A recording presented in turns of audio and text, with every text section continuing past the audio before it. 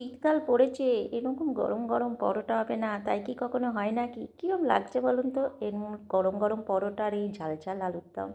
তো এই মেথির শাক দিয়েই পরোটাটা বানিয়েছি। প্রথমে মেথির শাকগুলো ভালো করে ধুয়ে কেটে নেওয়ার পর 2 কাপ আটার মধ্যে হাফ কাপের পরিমাণের থেকে একটু কম পরিমাণ বেসন, গোটা জিরে, একটু জোয়ান হাতে ক্রাশ করে দিলাম, সাথে দিলাম হাফ চামচ হিং আর কুচনো মেথি পাতা। ভালো করে মিশিয়ে নেওয়ার পর ওর মধ্যে একটু হলুদের গুঁড়ো আর বেশ কিছুটা ধনেপাতা দিয়ে দিলাম আর জল দিয়ে অল্প অল্প করে আটাটা পুরো এরকম মেখে নিলাম।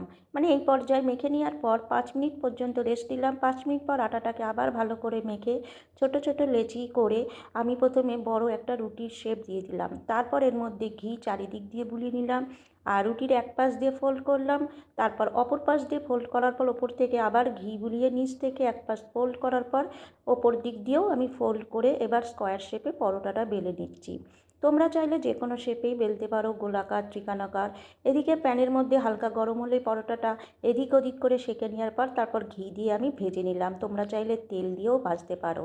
কীরকম লাগলো এই পরোটার রেসিপিটা?